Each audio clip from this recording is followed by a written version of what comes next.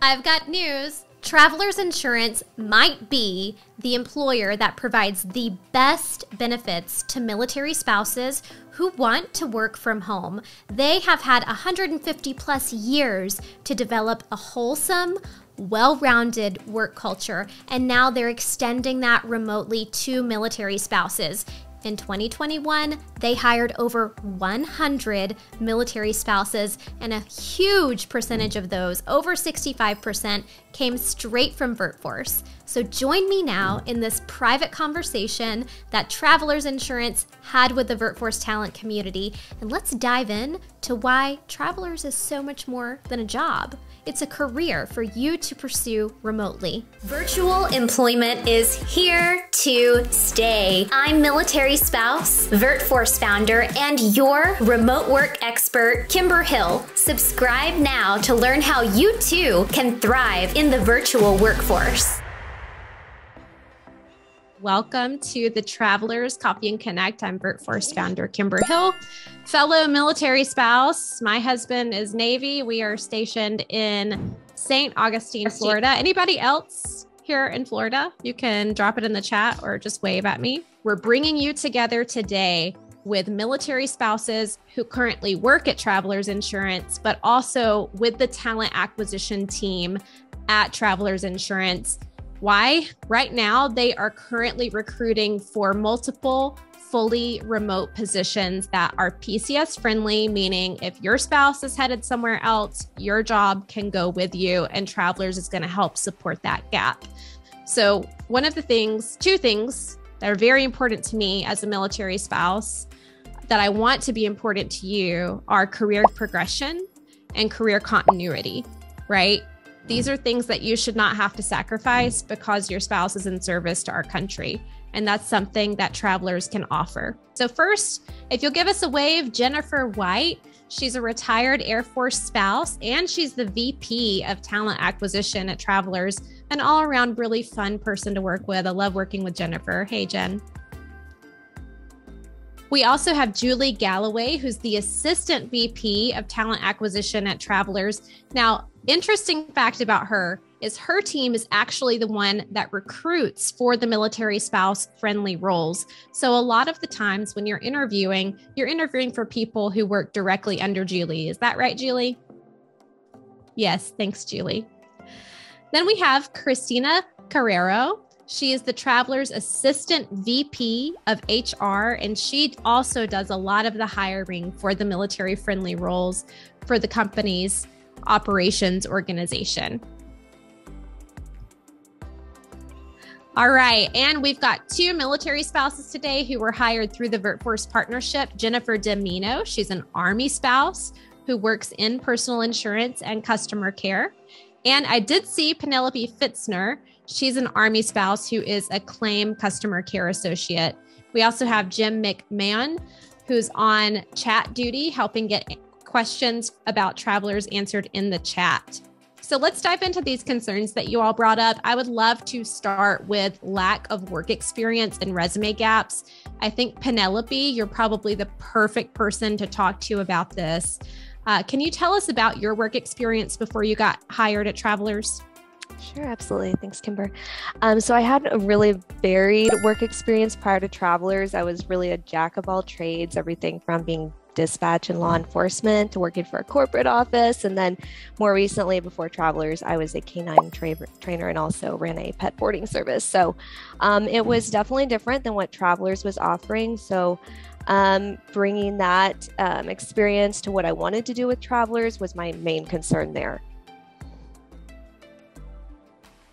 And I think a lot of people can relate to that, having different levels of experience as a military spouse from coming into the picture without work, and then having a lot of different volunteer and random job experience. And I think Julie would have some information to provide with us on what exactly is Travelers looking for when they're staring at a resume and saying, what is it here that matters to make this person applicable for the position?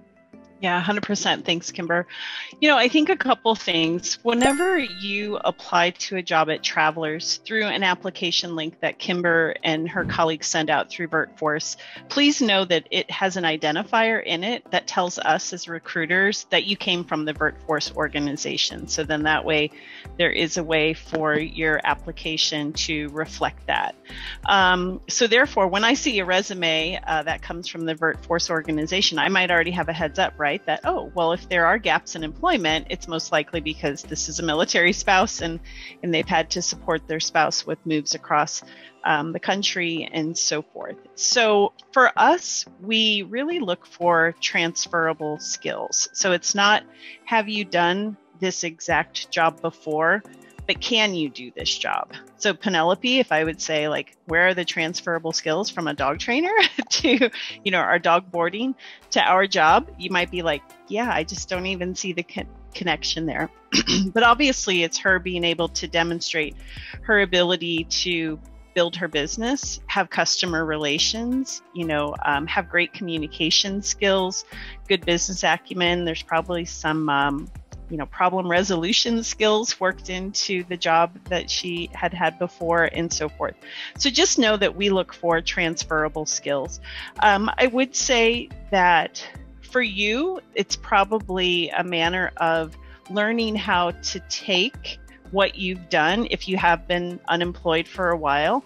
And by unemployed, I mean, I know you've been working, whether it be in your household with your family or doing volunteerism and so forth, but it's taking that activity and being able to communicate that in a way to demonstrate the skills that you have still used during that time frame. So if Penelope would tell me, I was volunteering, at a community outreach center or something, then we, kind of brainstorm as far as, well, what are the skills that you used? Again, it's not necessarily doing the exact same job, but it's what have you done that can, make you a good candidate with the skills that you would need to be successful in the position representing us talking to our customers.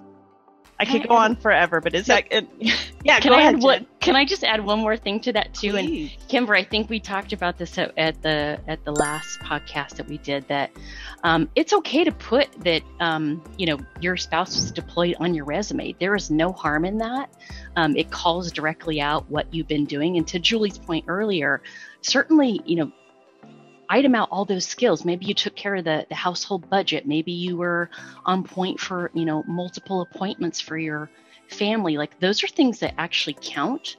The other thing that I've seen, which I think is really creative, is I've seen people put household CEO as their title and then list out all the things that they've done over a certain period of time. So there's no harm in that. It calls out really directly what you've done. And as recruiters, as fine skilled recruiters, we can pick up key terms and things that you've done and translate that into some of the skills that we would be looking for in some of our roles. So I just wanted to make sure I added that in. Yeah. So. Thanks, Thank Jen. you for specifically calling that out, Jennifer and Julie. Yeah. So let's talk about the three places where you can insert that you're a VirtForce candidate.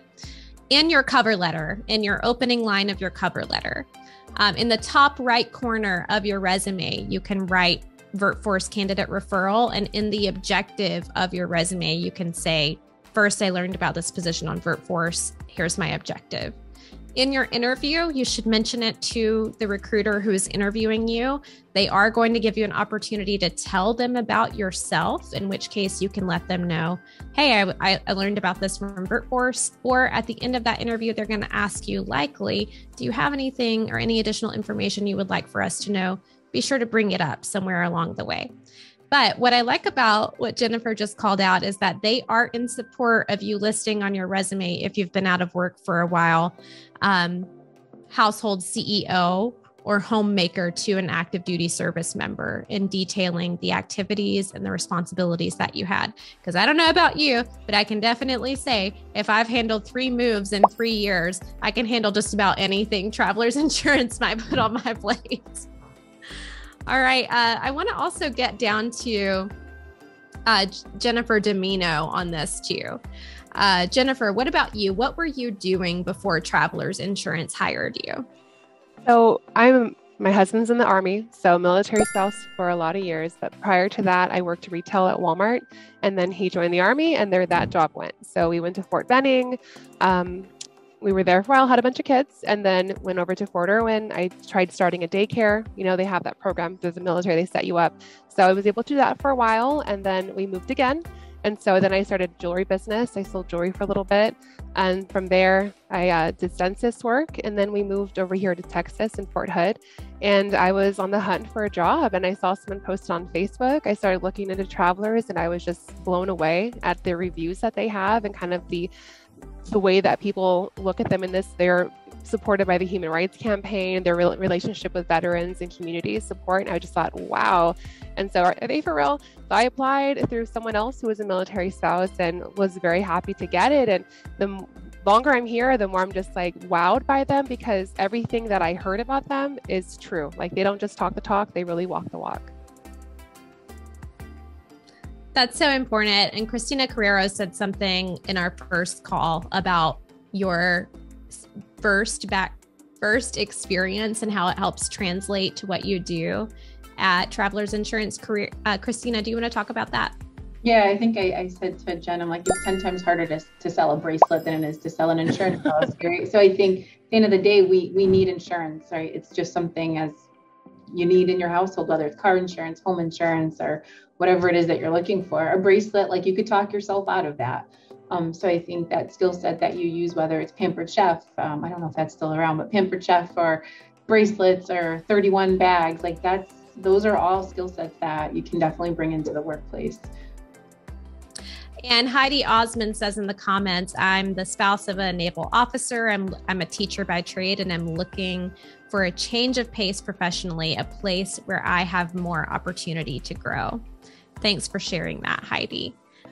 We'll talk about growth in just a minute, Heidi. Let's go ahead and tackle what many of you asked during the icebreaker, which is really, how quiet does that quiet office setting have to be? How many quiet hours do we have to have? So first, I want to provide you 30 seconds of education, and Michelle is going to bring this graphic up on screen for us. Okay, so we've created this really simple, easy to understand graphic for you. This is the amount of quiet office hours required at a position.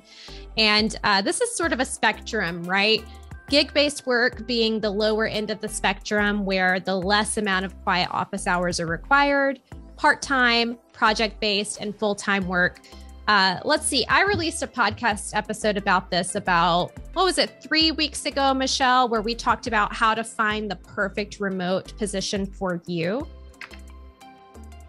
Michelle, I'll just let you drop that in the comments for everyone here to read. And I would love for you to listen to that if you are looking into remote work and you're trying to figure out what is going to work with my personal life and my schedule. But you'll see here, we have pinpointed Travelers on the spectrum for you. Travelers is full-time work, meaning you will be interacting with your coworkers or interacting with Travelers customers on the phone the duration of your shift. We've slated 40 hours here, and that indicates 40 hours a week. So we can pull this graphic down now. But a lot of us have a lot of things going on in our personal life. And I know that with COVID in 2020 and 2021, work culture is just a little different. So let's chat about the big childcare question. What I'd like to know is from Penelope, who I believe you have children working at home. You have children at home while you work. Can you talk to us about how you manage childcare with this role? Definitely. So we really debated on the right childcare option for us and our family, and we actually decided to go with an in-home sitter. Having said that, that does give me the time I need to work, and so he's occupied. I feel better having somebody here. But as far as noise, and I do have a separate office, but I would say unless it's excessive noise, I never have a problem. I think it's probably like we talked about in our last meeting, but this headset is awesome. So it does cancel out a lot of noise. If there's any noise at all, maybe my dog barks, sometimes that is a conversation starter for my customers. So that's never been an issue. And then I have like a little white noise machine. So if anything gets out of hand, I can turn that on, don't have an issue. But I definitely would recommend having a separate space, and you do need the quiet. And I think it's just fair to you and the people you're working with to have that. And I think it's important to point out that you guys are supplied some amazing headsets that are super noise canceling. And I can see all of you are wearing them, and anyone from your team can speak to this, but Travelers provides all of your equipment. In fact, do we want to have someone from the recruitment team talk about the equipment that's sent to you? Yeah, I can do that, Chris. So Kimber, sorry, I had Chris Carrera on my brain. So you would not have to provide your own equipment. So Travelers would provide a Traveler's laptop, an extra monitor, because you are working in a dual screen monitor. And we also provide the headset, keyboard, wireless mouse. So we provide the electronic equipment. You would have to provide that quiet, dedicated office space in order to conduct Travelers business. And you would also have to provide your own high-speed internet and the ability to hardwire. So you couldn't be like, condo association and sharing, internet. It has to be your own line. And so you would have to have a desk in that quiet office space to set up that equipment, but we provide you with the electronic equipment to do the job. There's no investment on your part for that. Thank you. And I think that's a huge burden relief, stress reliever for anyone looking at starting to work at full time at home. Not having to front that is super important. So I'd also like to hear from Jennifer Domino about how she handles the quiet office setting. Yeah, so my kids are in daycare, and I know that it was really hard for myself when I first put them in daycare, but I kind of warmed myself up by going to the gym for a little bit and had that in gym daycare setting and realized, okay, they survived and they're happy and we made it. And then also, there's on post hourly care options too, to help kind of warm yourself up and get comfortable with it. But I know it's a hard transition to leave your kids anywhere with anybody else.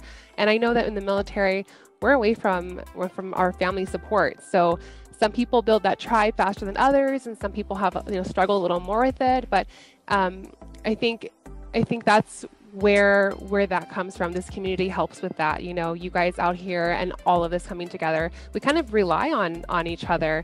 And so I use daycare for my kids, and that's how I have my quiet space. Thank you, Jennifer. And I'm a first-time mom. This is my first. Well, my daughter just turned 1, so we're a little over a year there. But it is hard. It is hard to not have your family around. So it's nice for you each to share your experiences and how you manage developing the quiet office space while having family obligations. And it's a huge stressor to work through a PCS and trying to figure out childcare in a new city. So thanks for sharing that. Christina, I want to transition this conversation here to all of the perks and benefits that Travelers does provide on this topic. Could you fill us in? Yeah, let me just hit one question that's coming up in the chat a lot on licensing. That is a benefit. If the role that you apply to requires licensing, we take care of all of that for you. Whether you have a license and need it renewed, or you need to expand it to multiple states, we have a department that will take care of all of that for you, along with the costs associated to that. So again, not all our roles require it. Some of our service roles do not require a license. It's a nice thing if you have it. Our sales roles do, but we do have a team that takes care of that for you and all across all the United States. So as far as benefits, we do have a ton of benefits when it comes to childcare or just any other benefits. So the first one I want to tell you about is our employee assistance program. It's through a company called Life Balance. And for that, I'll actually say childcare and other types of care, because you might also, get, and I'm getting familiar with my terms, so forgive me if I get it wrong, but if you get PCS'd into another state where you're leaving your parents behind and maybe you're their caretaker, this organization will actually help you do the research on both finding a caretaker or a daycare family. So when you're going into a new state, you could walk in with a list of recommendations in the area that you now start from a list of 5 versus there are 25 different daycares here. Where do I start? What do I go to? The other thing we have is we have some wellness programs out there. So we really want your wellness to be one of your top priorities, whether it's your physical wellness.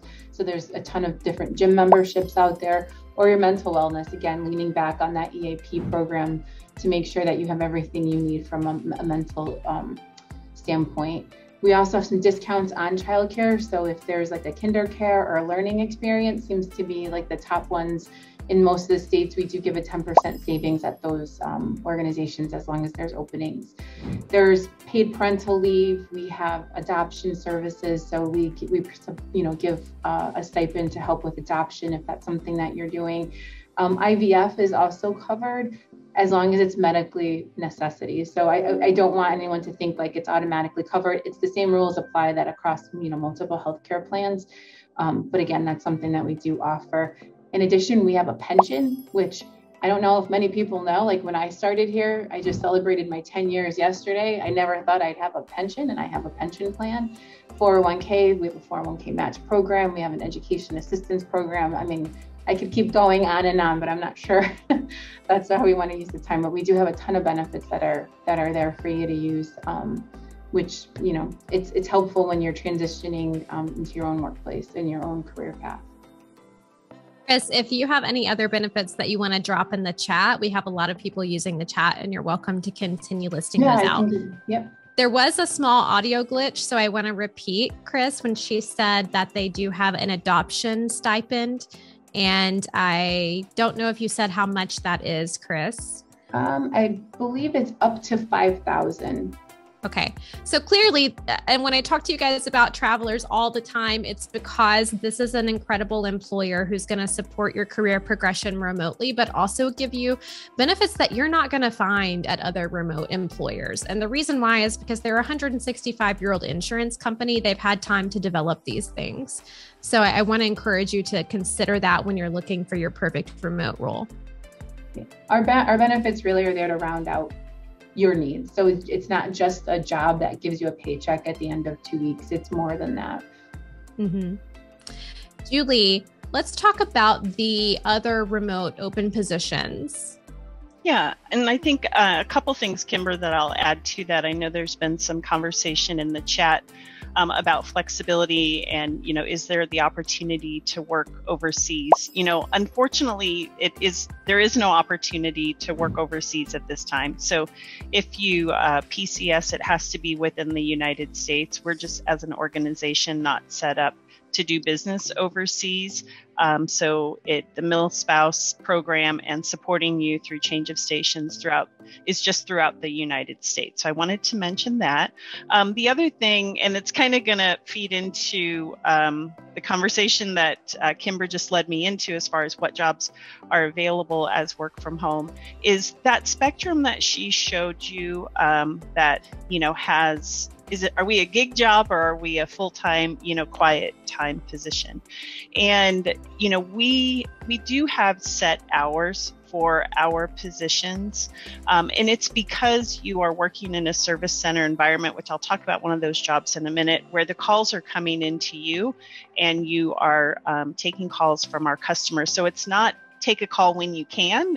You're on a schedule and you have set hours that you're taking calls during that time frame. So does it have flexibility? Yes, but most of the flexibility is you're working from home, you're not commuting, and you're able to take the job with you as you PCS. It's not a work when you can type schedule. So again, I don't want to sound like Debbie Downer, but I also want to be realistic and let you guys know, what to expect. And I'm sure as we talk more, Penelope and Jennifer can talk about that as well. As far as the positions, in just a few minutes, we're going to talk about our personal insurance customer service representative positions and our claim customer care. And a lot of times people ask, is that the only job? Like someone in the chat said, I have a license, can that be used?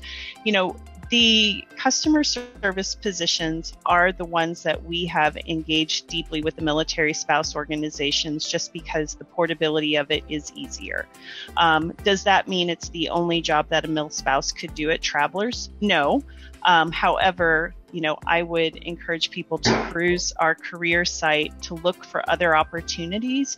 And then within that job posting, it's going to specify what the work arrangement is. Sometimes it'll have Hartford, Connecticut, St. Paul, Minnesota, St. Louis, Kansas City, Dallas, Texas.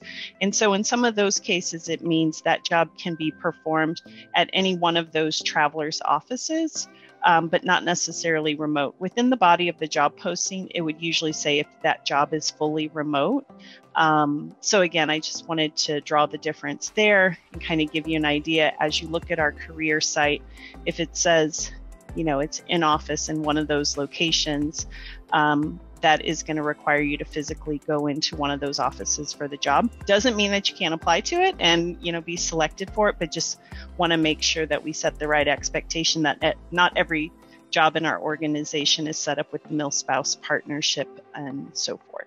Thank you, Julie. Why don't we hop into those two positions that we are open? We're going to skip, we were going to discuss pay, compensation, and salary, but we can rotate back to that. I'd love for you to go ahead and talk about the two open positions because we are running short on time. Of course, we always have so much information and so little time. I'll make it quick. So here at Travelers, we're all property and casualty insurance, right? We're not life insurance. We're not health insurance. So we have our personal lines division as one of our large divisions, and business insurance is another large division. So within our personal insurance department, we have what's called an insurance service representative, aka customer service representative, and they take inbound phone calls from our policyholders. Not only do I work for Travelers, but I'm also insured by Travelers, my car, my home. And so if I ever need to call in and have a question or need to make a change in my policy, I'm going to talk to someone in one of these positions to have that conversation. And then also our customer care associate position, which is in our claim service center. Those are the individuals that take what we call a first notice of loss. So you're that friendly, calm voice on the other end of the phone, which I'll flip it to Penelope in just a minute. She can talk about it. Taking that phone call whenever someone has suffered a loss and they want to start the claims process. So again, they are heavy phone positions, requires excellent communication skills, good technical skills. I mentioned earlier with equipment, you're in a dual screen monitor situation, you're talking and typing simultaneously, doing a lot of computer navigation to pull up the information, document, the conversation, but all the while being professional and empathetic with our customers along the way. So hopefully that's a good intro, and we'll flip it to the others to talk about a day in the life a little bit more. Yeah, let's start with Penelope. Can we start with you and you tell us about a day in the life in your role and what your role is, and then we'll move over to Jen Domino. Absolutely. So yes, my position is a customer care specialist, and I am the first point of contact for our customers, which includes our policyholders, our agents, our claimants, and then whoever else decides to give us a ring that day. But it is pretty fast paced, and you wear a lot of different hats. So you may be talking to someone that's extremely emotional and needs comfort each step of the way, maybe due to an auto accident or fire to their home. And that's where I do establish those claims for them. We also get, questions that come in just about their policy. So they just want to get off the phone as fast as possible and talk about that. So it can be a lot of work, and you do have a lot of different personalities and people you're talking to, but I will say it is very rewarding and 100% worth all of that time and investment, because I truly believe we are making a difference and impact in people's lives every day. So it's been awesome. And I'm so thankful for what Travelers has done, the position I have, and the customers I get to speak with. Thanks, Penelope. You are talking to people when they're at a really delicate position. Something terrible could have just happened, and you get to be that voice of calm and reason. Jennifer Domino, let's hear about a day in the life at your position. So it's really fast paced. I'm on the phone all day long, constantly learning something new, also talking to customers and agents, helping them make changes, update their policy, things like that. But anytime I find myself in a situation where I don't know the answer or I'm not sure how to handle, I have support. So even though I'm within these four walls and I'm here by myself working remotely, I'm not alone at all. There's always someone there who can answer questions and help me. And speaking on that, we have team huddle meetings every week. So I have the friendships and the connections. My managers, they do one-on-one development training. So instead of like coaching for corrections, coaching for improvement, and it really is a really positive experience. And like Penelope said, the empathy is all throughout Travelers. I mean, they're constantly making sure that we feel respected, cared for, and secure. When my husband was deployed, I had people asking me, "Are you okay? Like, how are things going?" And it was multiple different levels of management coming to me and my coworkers. So that friendship, that connection is really there. Let's just quickly do something a little different. so the candidates can be aware of what the work experience would be like at Travelers. How about each of you tell us what especially Penelope and Jennifer Domino, what are your top 3 favorite benefits that benefit you as you live your military lifestyle at Travelers Insurance? And if you don't have your top 3, you can just give us maybe 1 or 2. So I would say income wherever I go. Like I have an actual career now. So it's like hard to get taken seriously when you're in a military town or they know you're a military spouse, because once you get your foot in the door, but it kind of goes, oh, well, where is the up from this? You're going to move soon. So with Travelers, I know that I can really develop a career here, and I feel I'm really part of that company.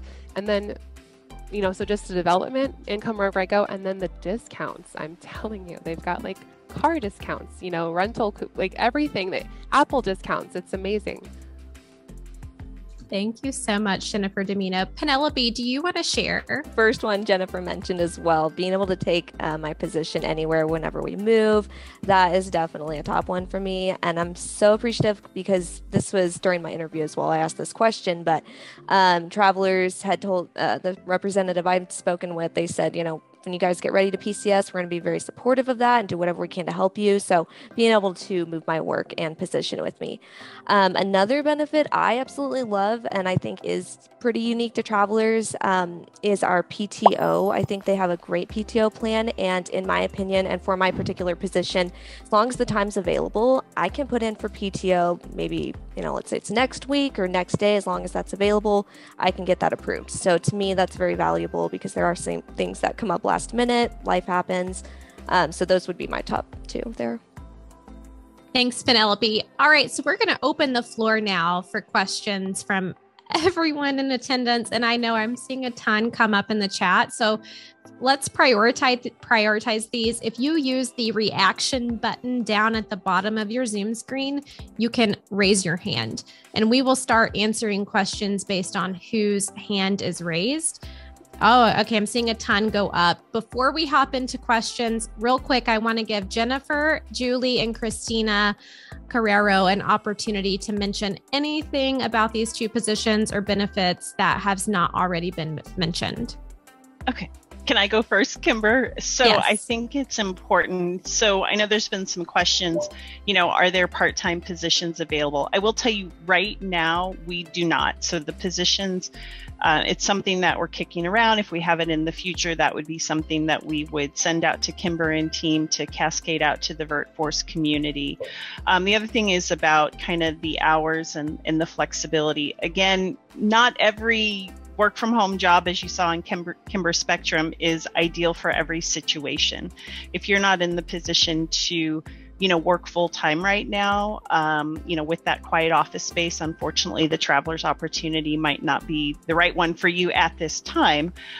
So I think that's where you just kind of have to balance what is right for you. Because when you start a job opportunity at Travelers or when you apply, you want it to be long term. We've heard from Penelope and Jennifer, and Jennifer just said, I have a career, I can take it with me. So I don't think she's leaving Travelers anytime soon. So I think those are things to consider. Our set hours, most of them are anywhere from, they can be as early as 9 to 6 Eastern time and as late as, even in the customer care, we have 1 to 10 Eastern time. But I would say most of the key hours are between 9 a.m. Eastern time and as late as 8 p.m. Eastern time. Penelope and Jennifer, do you guys mind speaking up? What hours do you work right now? I work 2 to 11, so that's worked out great. And actually, speaking to that with childcare, we only have our in-home sitter for maybe 3 hours a day because my husband does get home. So that may be some people's positions as well that they end up falling into, and it's worked out really well for us. Yeah, 8 to 4:30. Okay. Perfect. And a lot of those schedules do include some weekend obligations. So in the customer care associate position, it's both of them are 5-day work weeks, but usually you have 1 day off during the week and 1 day off on the weekend.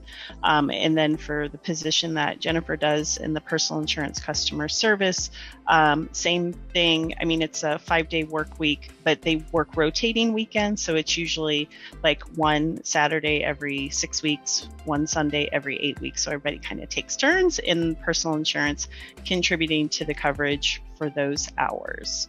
And can I say, I love that though, because that Tuesday I know I have off, appointments for the kids, this, that, whatever we need to do, I can do it. So I love that. I love that. And I can do a Saturday here or there. Not a big deal. Hey, Kimber, can I just jump in? Sorry, Julie, were you good? Yeah, I'm good. Okay, cool. Can I just jump in on compensation, benefits, and accommodations real quick? So Travelers does offer a competitive compensation package. We are a pay for performance culture here.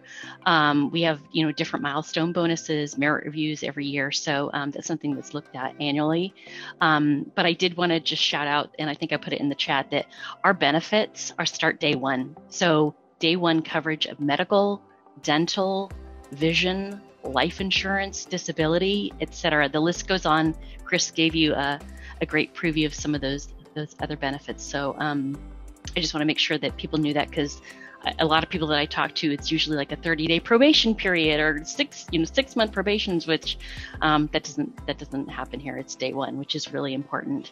And then the other thing I saw pop up in the chat a couple times was accommodations, and it's a really great question. And we have an entire accommodations team that takes a look at certain accommodations that either current employees need or future employees need. And so when you're going through your interviews with your recruiter or hiring team, if there's something that you're going to need in order to be able to perform the job successfully, certainly let folks know, and we will reroute you to this very specific team that will try to help you get you what you need to perform the functions of the job.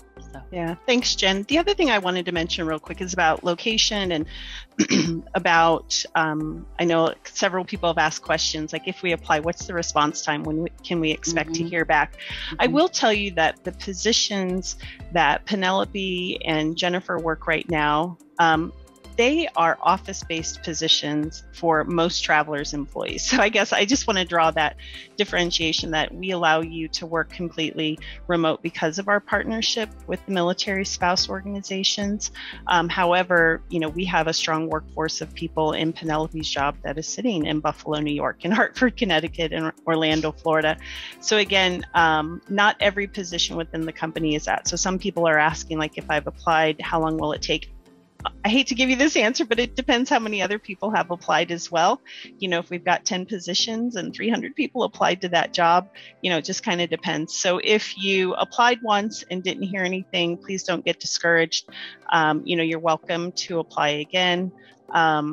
If you have applied, gone through the interview process, more than once, then chances are maybe the skill set isn't perfectly aligned with what Travelers is looking for. But again, I don't want to discourage you, because it really just depends on how many openings we have available versus how many candidates apply.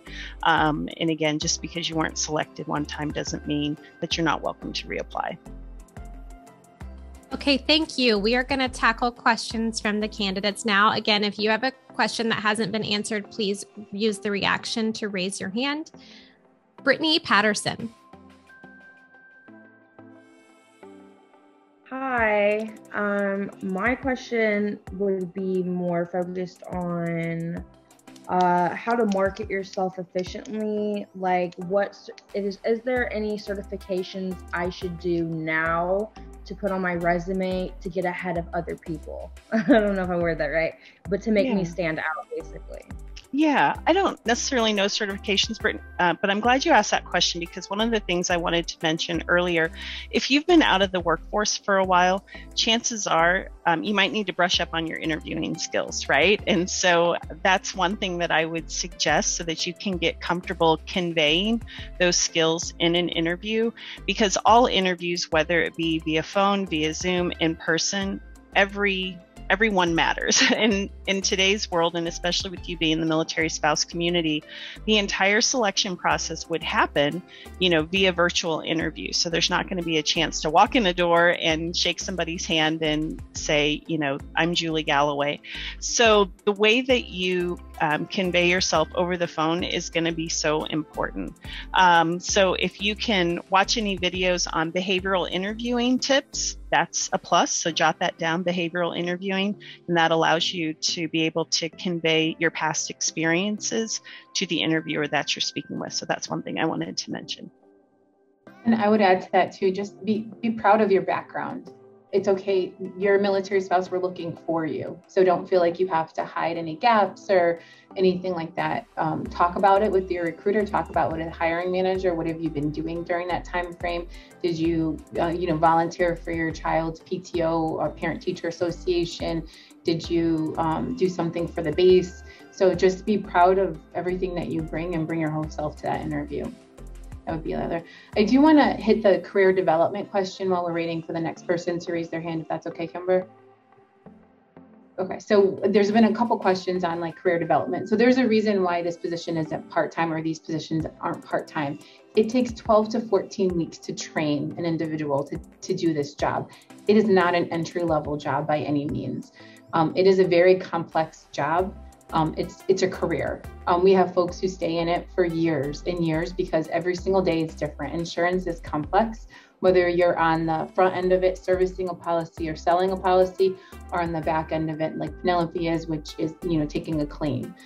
So it is not an easy job to do. And it's a full-time 12 to 14 week training program. So that in itself is a career, and you can progress through that job family from starting off as a trainee, which is that first year of employment, and working yourself into a senior level position, which is where the specialty groups come into play. So just know there's some career growth there.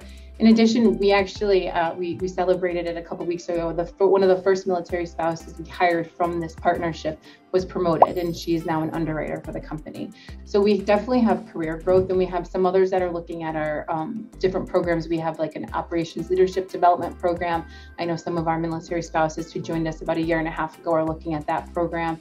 We have some that are really just enjoying the role, and we're challenging them with different opportunities, that project work that comes along. So again, I don't want anyone to think that this is just a job that we're offering because it could, you can take it with you. So it benefits us, right? This is actually a full-blown career path that you can stay in. Our average tenure is over 5 years in the role, and every day is different. So no, please, I just want everyone to walk away with this isn't the entry-level job. Thank you so much, Chris. Tanya? Yeah, I have a real quick question. When you said about the 12 to 14 weeks of training, which is actually kind of amazing in my mind, is there any further training that the company offers down the line as far as within your position to better you within your position, or like you said, for promotion purposes? Yeah, so both. We offer both. Whether we'll talk about current and in role, we are constantly working on your skill set. So whether it's over the last 2 years, customers have been a little bit testy when they call us, right? And everyone was in a good mood during COVID. And so when they called our centers, sometimes our reps didn't get the best person that day. And so we provided additional training to help them work through those difficult calls. We also have dedicated time each month that's meant for training, whether it's to improve a sales skill set for our sales counselors, or just a new product that's been issued in service. And then in claim, we do a similar dedicated training. There's also a development process that we initiate every year. So if it's something that you want to do if you want to end up, going into a program or going into underwriting, I'll use that as the example, we'll continue to work with you on what you need to do to prepare for that role. So it's really up to you. Every development plan is individualized based on what the employee is asking us to do. You're welcome, Tanya. Thank you, Chris. I'm going to go call on Tiffany Scott right before you ask your question, Tiffany. I want to point out, several of you have said you have interviews within the next week with travelers in the chat. So I have dropped, and I will drop again for you now, VirtForce's free 30-minute How to Ace Your Virtual Interview course. If you go to that link and enter your email, we will send you a private link to our private free course that'll help you do well during that interview. Tiffany. Hello. I know it was said previously that the calls are coming in and you're constantly, throughout your shift. But on average, how many calls would you take a day? And also with those calls, are you guys tracking, like, is it there a certain number you need to hit during your shift? Are you tracking like how long are you, the amount of time that you're on the calls? How does that all work? Yeah, so Penelope, you might have to help me with the claim side of it. I have the service side of it, but Sure. For service, it's on average about 50 calls a day. And we do measure in service, not necessarily like you have to hit your 50 because you can only answer the calls that come in. So for service, it's customers calling us. We don't call them. They're calling with questions. And even with sales, we're not cold calling, trying to sell some insurance policy over the phone. We've sent something to a customer. They're interested in insurance with us, so they're calling us for a quote. So it's not necessarily based on number of calls, but the metrics are based on how efficiently and how much service you're able to provide within that call. So Penelope, I don't know how many calls on average. I don't know if you I have would any. say, yeah, on average, there's not like a certain amount. They say, oh, you need to hit, 50 per day. It's typically I do average right now more than like, I would say I don't go up to 50. Typically it's 30 to 40 maybe. I do know we are trying to hire, of course, more, customer service reps to help with that call volume, but it is on the need basis that our customers are calling.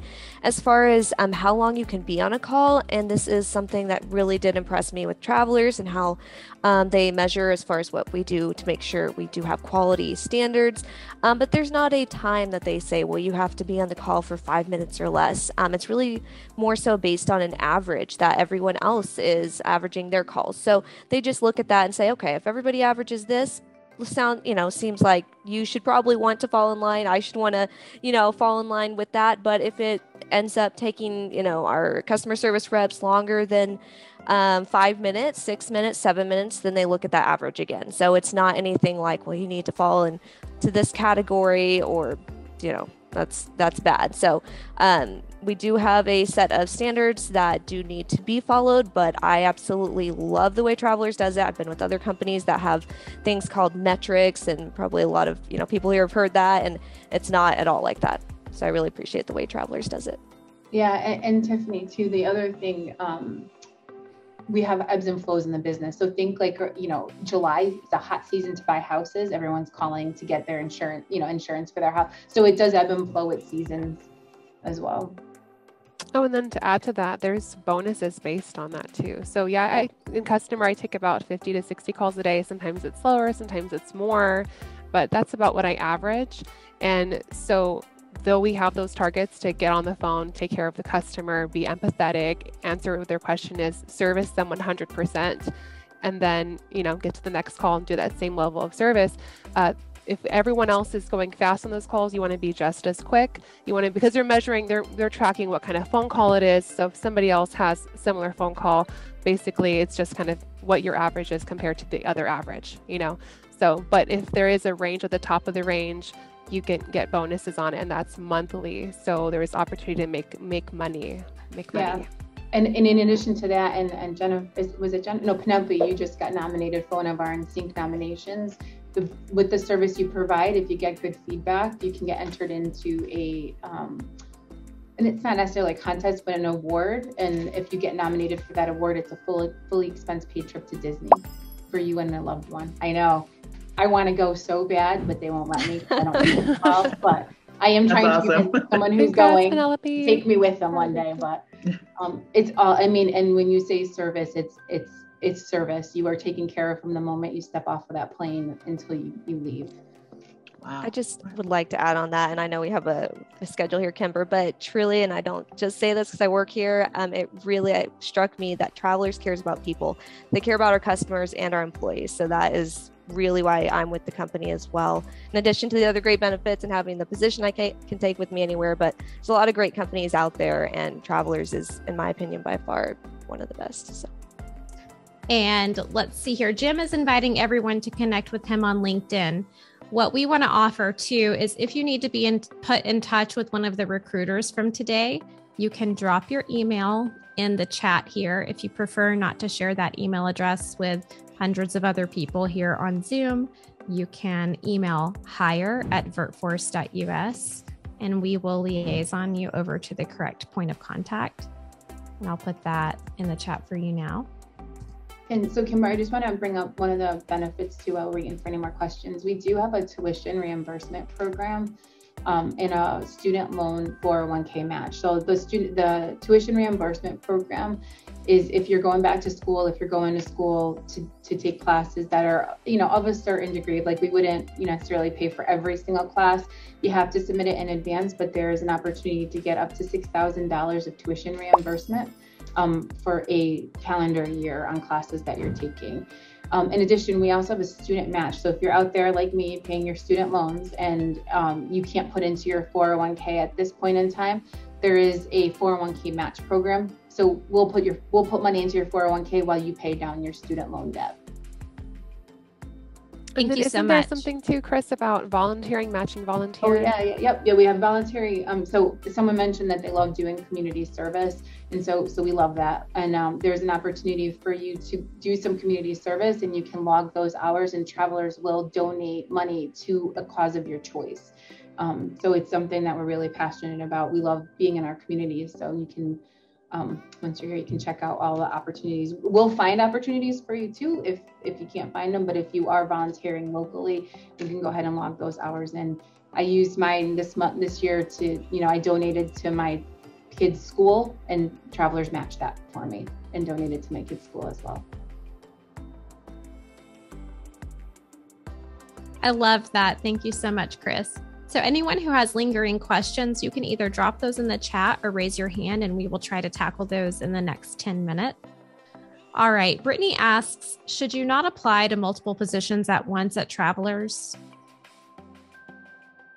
Good question, Brittany. I mean, I think you have to be focused on, what you want to do. If a person has submitted 20 different applications, then it might be it might question what exactly are they looking for. But to my point that I had mentioned earlier, sometimes proportionately we get a lot of applicants compared to the number of openings that time around.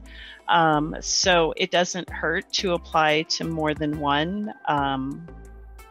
Yeah, I mean, it's hard to say because it's not an easy answer because it would be based on, individual circumstances and so forth. But you are more than welcome to reapply. Yeah, don't get discouraged if you weren't selected the first time around. There was the other question of, go ahead. I was just going to say, I think that goes back to tailoring your resume and have your digital package totally prepared for the role that you truly want. Spending a lot of time and energy focusing on making your digital package appeal to the role that you want. And I think you're better off if you do that.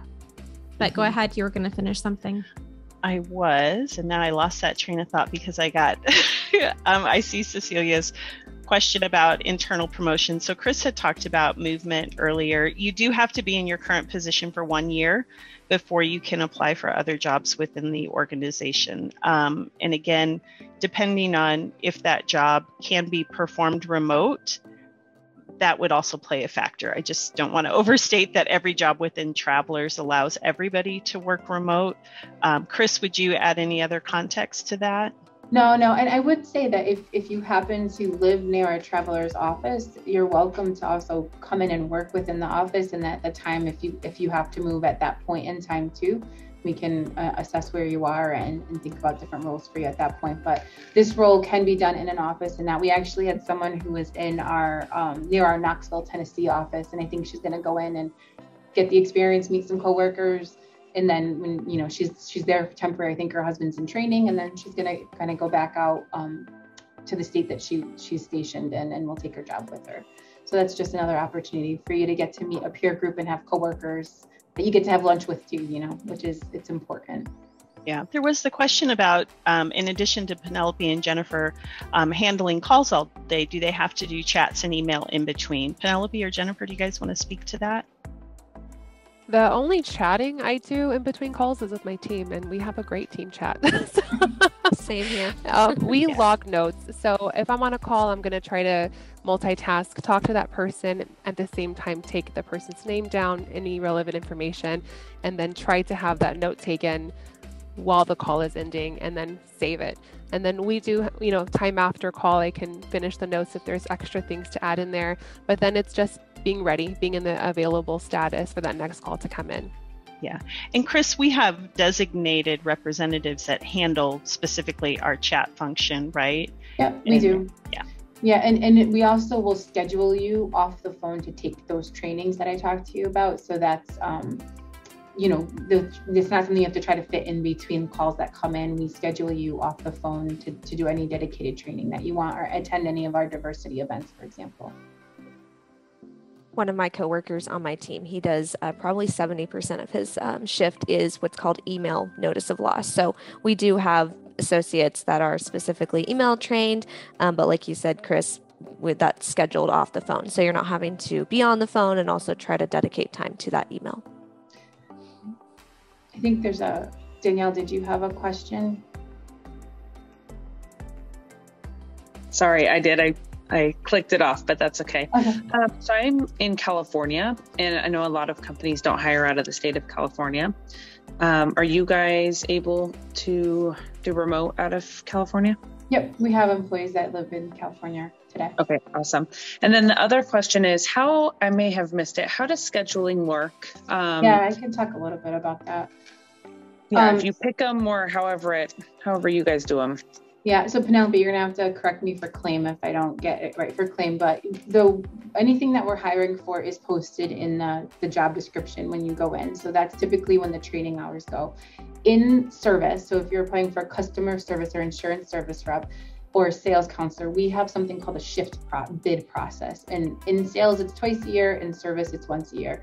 Because life happens, right? And things change. What it is based on a number of different factors. The shifts that we need to cover for that following year are released to you and you get to choose. It could be the same exact shift that you're currently in and you like it and it works for you. You can bid for that. Or you can say, hey, I'd like to try maybe something a little later, maybe go to the gym in the morning, do something for yourself and then take a later shift. You can bid for those shifts as well. I don't know, Penelope, is it similar in claim? It is. It's about the same in claim. We can really submit a request at any point for a different change of shift. I've stuck with mine because it works for our family, but that's correct on that process. Yeah, and the shift has to be available. I am getting some questions in the chat on like, what about bus pickup, right? So we will do our best to try to accommodate breaks associated with that work for you or a lunch break. So let's say your kids get off the bus at 2 o'clock and that's when you'd like to take your lunch break. There are certain regulations we have to live with. So state of California is pretty picky on when we give lunch breaks. So you know what I mean? I think just know that there's sometimes we just can't accommodate you, and not because we don't want to, but because there's certain regulations we have to live by. But we do try to be as flexible as we can and coordinate breaks that are associated with you. The thing that comes into question is after school and childcare, right? So are you, it is one of those positions that I know we've been calling it quiet office time. So I think it's just something you have to consider. Thank you. I appreciate it. Yep. Thank you, Danielle. Again, we're going to give priority to people who have their hands up on screen. And if no one has their hands up, I'll read from the comments.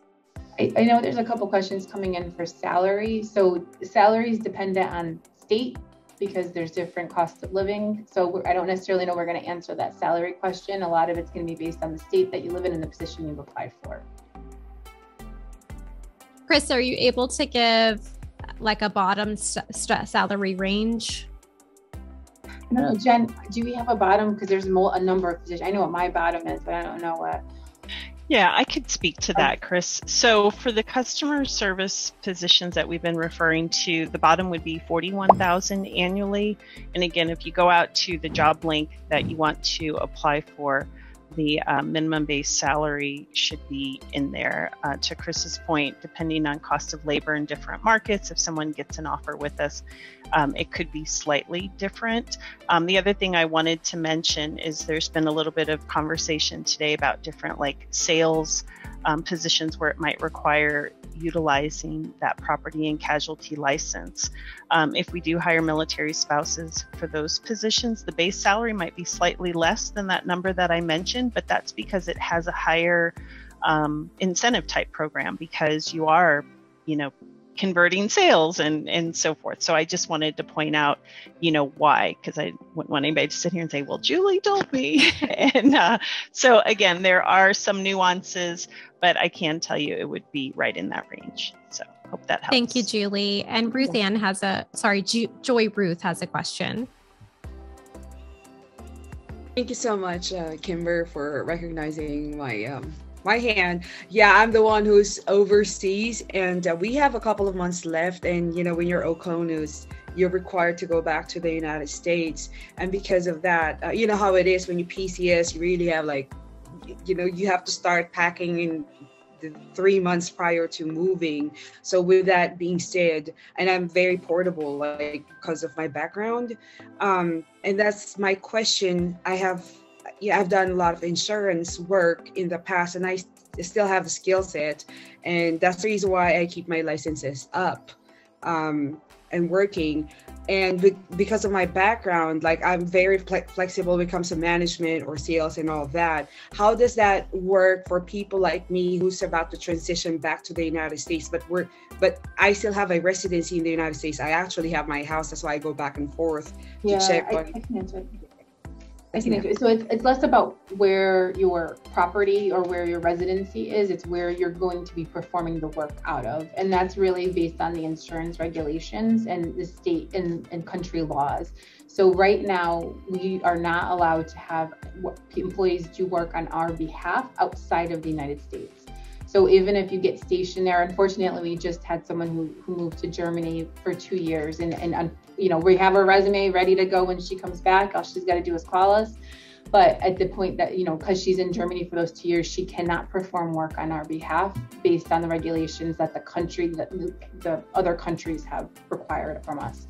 So it's got nothing to do with skill set, because again, anyone who's doing the job today could do it, whether I put them on in Hawaii or if I put them in Germany, but it's based on the country. Yeah, and if we have jobs available, if you were coming back, Joy Ruth, you would want to apply for a job within a close time to when you're going to be returning, right? Like if you're not returning until November, there would be, it's not really in the best interest to apply to a job now, knowing that you wouldn't be available for a job. But if you were within, I would say 1 to 2 months of returning to the United States, and you're trying to get your ducks in a row so that you can be employed shortly after returning to the United States. In our job posting, we do try to put what the target hire date is, because a lot of times Chris talked about that training that can be multiple weeks. And so we try to train collectively. And so therefore we do try to put a target start date.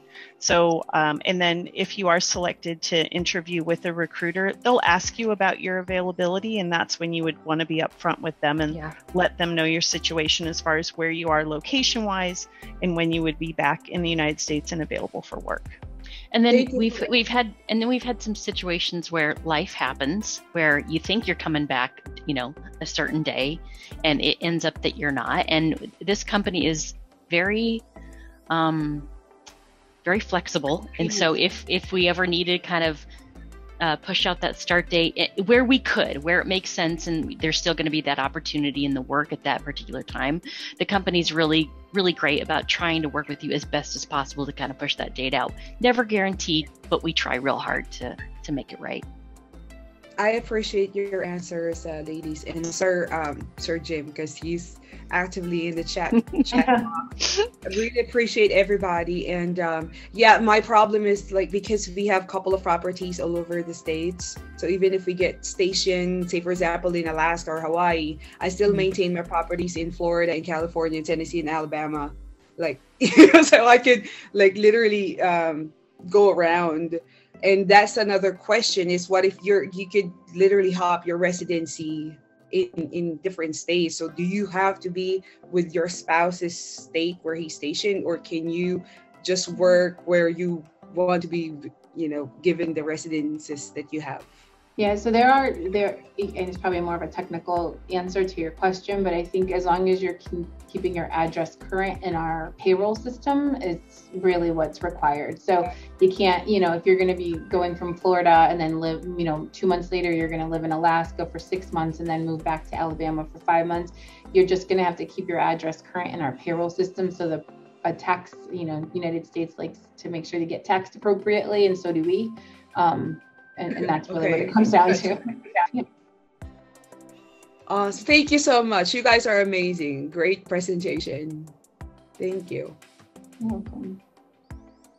Thank you so much, Joy Ruth. So I want to make sure that we address this question that's been asked by a few people. In between calls, is there live chat support required? And Jim answered in the chat and he said, between calls, there will be some documentation, but no chat work required. So thank you for answering that, Jim. And then the last question that we will cover today before we close out is, some of the positions say nationwide. Does that mean there is a possibility of remote work at those positions as well? Can someone from the Travelers team please answer that? Yeah, we just had a conversation about this today. And so I think when we're advertising very specific positions that are work from home, like legit work from home, you're going to see work from home nomenclature or remote. Nationwide gets a little fuzzier because sometimes we're really looking for an employee to be aligned to a specific location and at some point going into that location. So it does get a little murky, but I would say for this population, particularly the military spouses that maybe need to transition, I would look for keywords like work from home or remote. I hope that helps. Thank you. Oh, go ahead, Julie. I was just going to add one thing, Kimber. The other thing I would add to that is, again, the positions that the VirtForce organization is going to send out to you are ones that have that specific application indicator in them. Even if the application or the job description says it's in office, please know that because you're a MIL spouse, again, the job description might not say remote or work from home. If it's specifically one that we sent out to you, we know that MIL spouses are eligible to apply. Can't say that for every job that's, on our career side, as Jen is talking about. Again, then you'd have to look for the work arrangement for that specific posting. But if it comes from Kimber and team, it is because we are accepting MIL spouse applications for that job, even if it doesn't specify remote in the location on the posting. That's all, Kimber. Thank you. The next thing that I want to share is Travelers is also a great employer if your service member is transitioning. If they are preparing to move out of the service and into civilian work, Travelers has some great opportunities there. If this is you and your family, please email hire@virtforce.us. We will provide you support to put you in touch with the appropriate Travelers recruiter who can recommend, or point of contact who can recommend positions for your transitioning service member. In that email, tell us where you think you're going to land, what part of the United States you'll be living in after transition. And then Travelers team, do you have anything else to share before we close out today's call? We look forward to meeting you, hopefully. Yeah. Thanks, everyone. Great questions today. I want to add something. I think that Travelers really does want you to bring your full self to the job and to the work. And so I just want to kind of bring that in, because a lot of us, I know when I was looking for a job, there is that fear. Who's going to want me? I haven't worked here. I haven't worked there. I mean, this work history, that work history. But like they said, just bring what you know, bring yourself, bring your full self. And I mean, you're valuable, and let your values shine through. Thank you so much. We can't wait to hear from all of you. We expect a lot of emails. We look forward to helping every single one of you. You can go ahead and exit the Zoom meeting. I'm going to hang tight with the VirtForce team. And if anyone from Travelers needs to stay on, you're welcome to. But we'll see you all later. Have a great day. If you loved this content as much as I loved creating it for you, remember to subscribe. Want to get in touch? You can reach me at podcast@virtforce.us. All content in this episode is the intellectual property of VirtForce LLC.